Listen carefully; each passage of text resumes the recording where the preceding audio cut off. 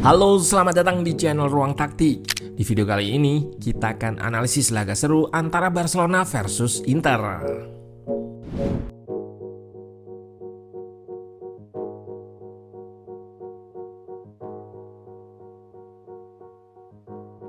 Tiga, skor yang terjadi di semifinal UCL leg pertama antara Barcelona versus Inter. Seperti yang Ruang Taktik analisis di video sebelumnya, masalah kurang fokus yang membuat Barcelona kebobolan lebih cepat. Caranya pun juga sudah dibahas, yaitu lewat long pass di ruang antar lini dari Acerbi ke Lautaro, kemudian diubah jadi serangan cepat. Soal kelemahan set piece Barcelona juga dibahas, yang dimanfaatkan Inter dengan mencetak 2 gol. Namun anak asuh Hansi Flick ini selalu bisa comeback meski pada laga ini gagal menang. Aksi bocah ajaib Lamine Yamal mengawali gol tim asal Katalan ini guna membongkar pertahanan rapat Inter. Mereka bangkit dan bisa 2 kali menyamakan kedudukan lewat kombinasi Rafinha Varane pada gol kedua.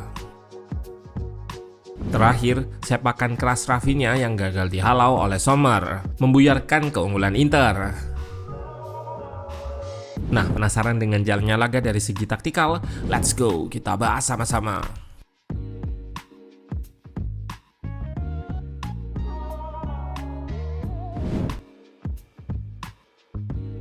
Barcelona masih turun tanpa Lewandowski yang posisinya digantikan Varane.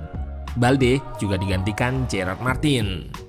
Posisi double pivot diisi Pedri dan De Jong menggunakan formasi 4-2-3-1. Sementara Inter tetap dengan pakem 3-5-2-nya yang kali ini hampir full tim, hanya posisi Pavard yang digantikan Bisek. Thuram yang belum fit betul dan Dumfries di posisi wingback kanan sudah bisa tampil sejak awal.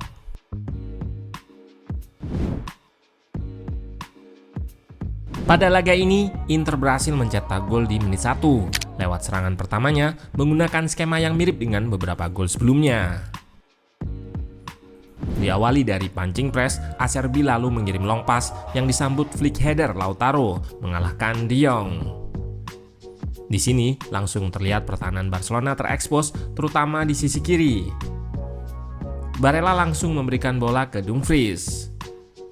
Dia merangsuk masuk lewat sayap. Sebetulnya crossing pertama berhasil digagalkan Koundé, namun bola tetap jatuh di kaki pemain Inter. Kembali bola dialirkan ke Dumfries, lalu dilakukan crossing kedua. Crossing ini diarahkan tepat ke kaki Thuram yang dengan cerdik ia lakukan backheel menipu pemain bertahan Barcelona. Gol cepat ini tentu memuluskan game plan Inzaghi untuk bermain defense counter.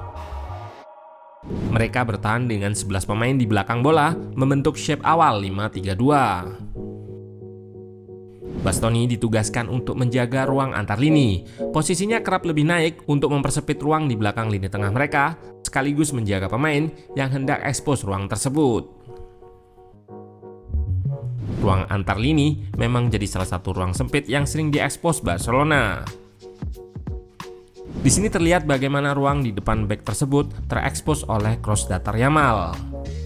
Kemampuan para pemain Barca bermain di ruang sempit membuatnya mampu menemukan celah, namun tembakan Varane di sini melebar. Pada babak pertama ini, Inter hanya mencatatkan 3 shot dengan 28% penguasaan bola, sementara Barcelona mencatatkan 10 shot dan mendominasi possession. Inter memiliki rata keunggulan tinggi badan sebesar 1,5 cm dari lawannya. Hal ini mereka manfaat dengan baik untuk menciptakan peluang dan gol kedua. Set piece corner diarahkan ke area luar, di mana banyak pemain Inter yang unggul postur. Bola mengarah ke Acerbi di area yang penuh marking dari pemain Barcelona. Tujuannya menciptakan scrimmage dengan mengirim bola ke area depan kiper. Di sini, Dumfries lepas dari marking dan melakukan lari ke area kosong, lalu menyambar bola dengan setengah saltonya.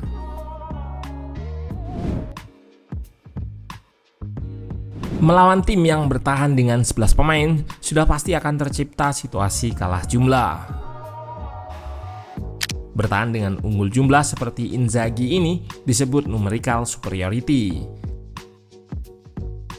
Keunggulan jumlah sangat sulit dilawan, namun Barcelona punya Yamal.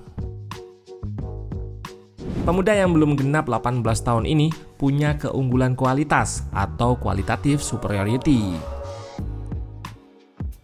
Bisa dilihat pada gol individunya. Yamal berinisiatif merangsek masuk pertahanan Inter setelah melewati Thuram. Terlihat 5 bek dan 3 gelandang dalam bentuk ideal, tapi pemain bernomor punggung 19 ini memilih menerobos dengan driblingnya. Ia berhasil masuk ke tengah-tengah pertahanan Inter, dan di sini terlihat bagaimana kualitas individu mengalahkan keunggulan jumlah. Lalu Yamal berhasil menceploskan bola di sela bek-bek uzur Inter. Sulit membendung wonderkid ini, bahkan Inzaghi pasca laga pun mengakui kehebatan Yamal. Pelatih Inter ini melakukan pergantian di babak kedua khusus untuk marking dirinya. Terlihat memang Yamal kerap langsung dimarking oleh 2 pemain guna menghentikannya. Namun ia kerap masih bisa lepas dan melepaskan tembakan meski tidak sesempurna gol pertama. Melawan 11 pemain, mau tidak mau Barcelona harus tampil lebih all out dan menempatkan banyak pemain di depan meski beresiko terkena serangan balik. Di awal gol penyama kedudukan ini, seluruh pemain outfield Barca naik dan ada 7 pemain berdiri di area luar. Pedri yang berposisi gelandang terlihat juga berada di area tersebut agar lebih leluasa mengirim umpan. Dan benar saja, lewat area yang lebih jauh ini, ia bisa mengirim umpan akurat ke Rafinha yang langsung ia tanduk ke tengah. Pemain Inter banyak yang lengah, lantaran Ferran cukup bebas saat menceploskan bola ke gawang Sommer. 2-2, game on.